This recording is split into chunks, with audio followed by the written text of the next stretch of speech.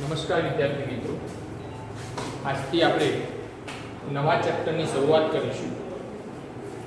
રાસાયણિક ગતિકી. રાસાયણિક ગતિકી કોને કહેવાય? તો એ માટે થોડા 11 સાયન્સના ચેપ્ટરમાં જતા રહીએ. આપણે ઉષ્માગતિશાસ્ત્ર વિશે આપણે ભણ્યા. ઉષ્માગતિશાસ્ત્ર પરથી શું જાણી શકાય? તો ઉષ્માગતિશાસ્ત્ર એમાં આપણે ડેલ્ટા જી એનું મૂલ્ય ઋણ હોય તો પ્રક્રિયા કેવી થતી હતી? આપમેળે થતી હતી. ડેલ્ટા જી નું મૂલ્ય ધન હોય તો પ્રક્રિયા આપમેળે થશે. જો ડેલ્ટા જી નું મૂલ્ય 0 હોય તો આપણે લખતા હતા પ્રક્રિયા કેવી હોય? સંતુલનમાં. કેવી હોય? એટલે ઉષ્માગતિશાસ્ત્ર પરથી આપણે શું જાણી શકીએ છીએ? તો કહી શકાય કે પ્રક્રિયા આપમેળે થશે કે નહીં તે જાણી શકાય છે, પરંતુ પ્રક્રિયા કેટલા સમયમાં પૂરી થશે એ જાણી શકાતું નથી. એટલે એનો અર્થ શું થયો કે પ્રક્રિયાના વેગ વિશે જાણી શકાતું નથી. સમય ના જાણી શકે એટલે એનો વેગ ના જાણી શકે. કોઈ બાઇક હોય તો બાઇક હિંમતનગર કેટલા સમયમાં પહોંચશે એ ખબર ના હોય તો એનો વેગ કઈ રીતે ખબર પડે? ધારો કે બાઇક હિંમતનગર 1 કલાકમાં પહોંચી તો આપણને ખબર પડી જાય કે એનો વેગ કેટલો હશે. તો 30 કિલોમીટર અંતર છે અને 1 કલાકમાં પહોંચી હોય તો 1 કલાકમાં 30 કિલોમીટર અંતર કાપી એટલે વેગ કેટલો થઈ ગયો? 30 કિલોમીટર પ્રતિ કલાક. એટલે અહીંયા પણ એવું છે કે ભાઈ ઉષ્માગતિશાસ્ત્રમાં પ્રક્રિયા કેટલા સમયમાં પૂર્ણ થશે એ જાણી શકાતું નથી. એટલે પ્રક્રિયાના વેગ વિશે જાણી શકાતું નથી. એટલે ઉષ્માગતિશાસ્ત્રમાં શું જાણી શકાય છે? કે પ્રક્રિયા આપમેળે થશે કે નહીં એ જાણી શકાય છે. ડેલ્ટા જી નું મૂલ્ય ઋણ હોય તો પ્રક્રિયા આપમેળે થશે. ડેલ્ટા જી નું મૂલ્ય ધન હોય તો પ્રક્રિયા આપમેળે થશે નહીં. અને ડેલ્ટા જી નું મૂલ્ય જો 0 હશે તો પ્રક્રિયા સંતુલનમાં હશે. એટલે ઉષ્માગતિશાસ્ત્રમાં પ્રક્રિયાના વેગ વિશે જાણી ના શકાય. તો પ્રક્રિયાના વેગ વિશે જાણવું હોય તો વેગની દ્રષ્ટિએ પ્રક્રિયાના 3 પ્રકારો છે. કયા 3 પ્રકારો? 1 અતિ ઝડપી પ્રક્રિયા, 2 ઝડપી પ્રક્રિયા અને 3 બહુ ધીમી પ્રક્રિયા, ખૂબ જ ધીમી પ્રક્રિયા.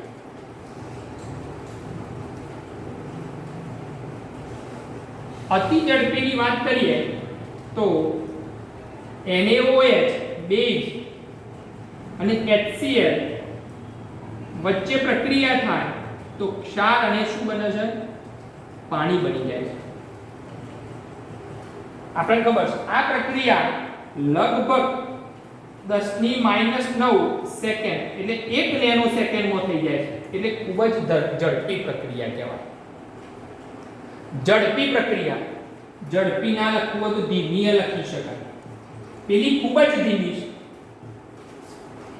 તો એવી પ્રક્રિયાઓ કઈ? દૂધમાંથી દહીં બનવું એ ધીમી પ્રક્રિયા કહેવાય.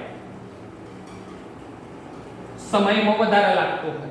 અને ખૂબ જ ધીમી પ્રક્રિયા તો રેડિયો એક્ટિવ.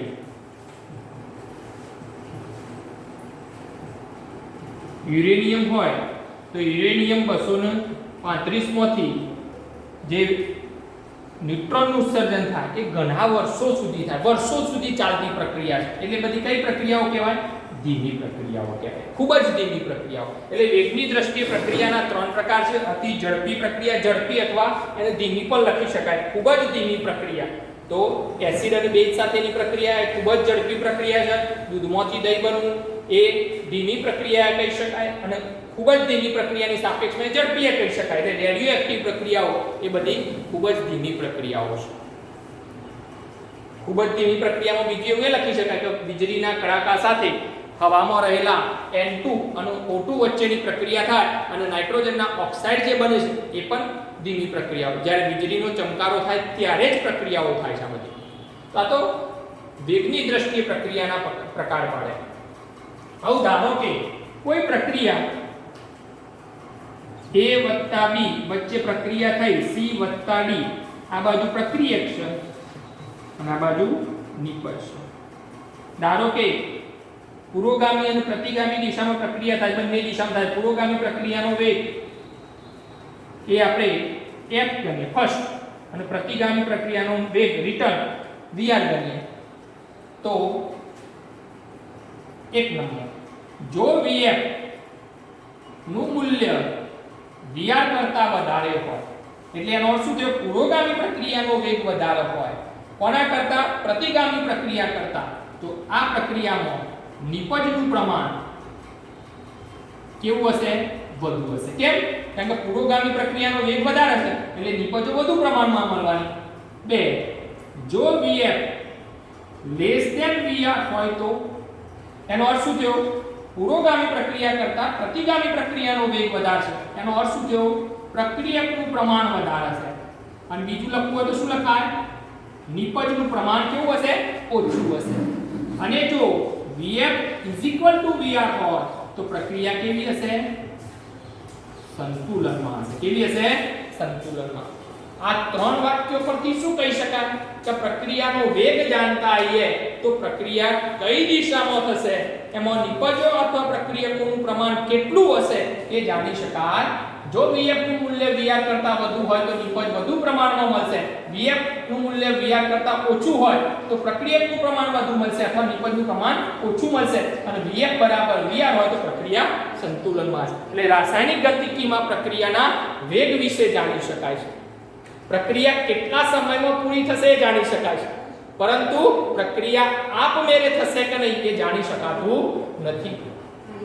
રાસાયણિક ગતિકીમાં પ્રક્રિયા આપમેળે થશે એ નહીં જાણી શકાય. પ્રક્રિયાના વેગ વિશે જાણી શકાય કે ભાઈ vf આટલો હોય તો પ્રક્રિયકો અથવા નિપજો વધુ મળે કે પ્રક્રિયકો વધુ મળે.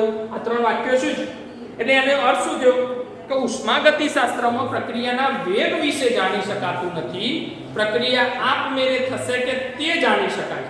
જ્યારે રાસાયણિક ગતિકીમાં પ્રક્રિયાના વેગ વિશે જાણી શકાય છે, પ્રક્રિયા આપમેળે થશે કે નહીં તે જાણી શકાતું નથી. આ બંને ભેગા કરીએ તો ઉષ્માગતિશાસ્ત્ર અને રાસાયણિક ગતિકી બંને ભેગા કરીએ તો શું કહી શકાય? તો બંને ભેગા કરીએ એટલે પ્રક્રિયા આપમેળે થશે કે નહીં એ જાણી શકાશે અને પ્રક્રિયાના વેગ વિશે પણ માહિતી મળશે. એનો અર્થ શું થયો? રાસાયણિક ગતિકી અને ઉષ્માગતિશાસ્ત્ર એકબીજાના પૂરક છે. કેવા છે? પૂરક. એટલે એમ કહી શકાય કે એક સિક્કાની બે બાજુ છે. તમને એમ પ્રશ્ન આવો પૂછાય 3 માર્ક્સમાં કે રાસાયણિક ગતિકી અને ઉષ્માગતિશાસ્ત્ર એકબીજાથી અલગ નથી પરંતુ એકબીજાના પૂરક છે. તો શું લખશું? પહેલું લખવાનું ઉષ્માગતિશાસ્ત્રમાં પ્રક્રિયા આપમેળે થશે કે નહીં તે જાણી શકાય છે. કઈ રીતે? તો લખવાનું ડેલ્ટા જી લેસ ધેન 0 ઋણ હોય તો પ્રક્રિયા આપમેળે થશે.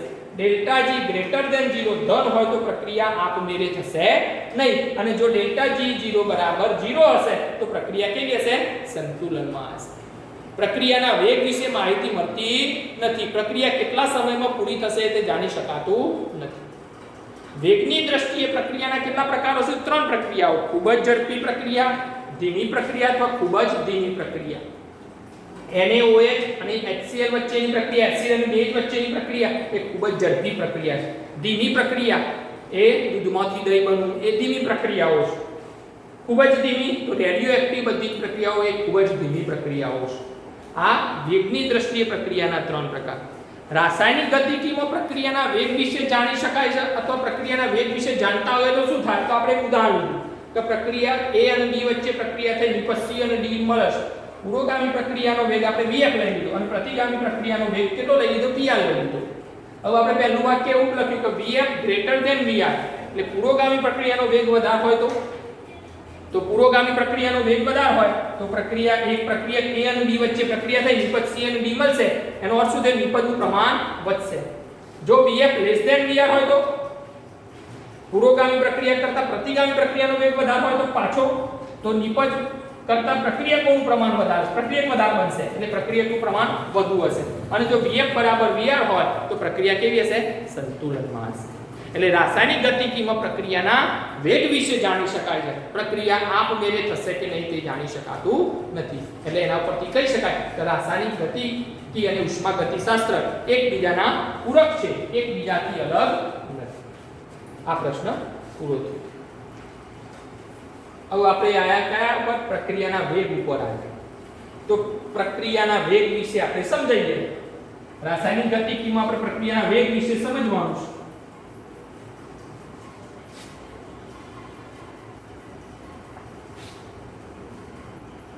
તો પ્રશ્ન લખી દે,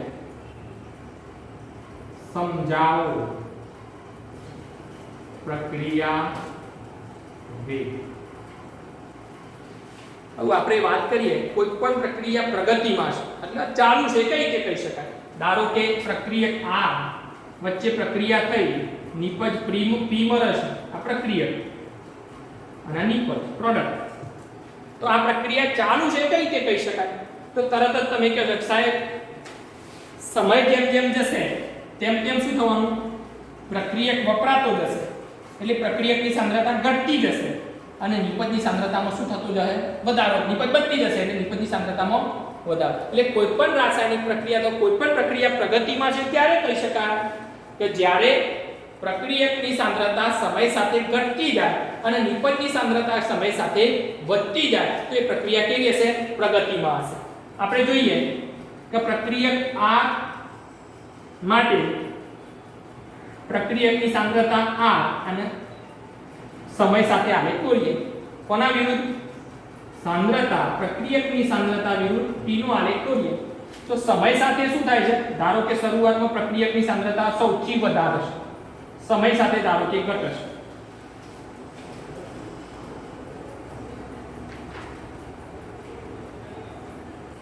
આ કોના ભાઈ? r માટે.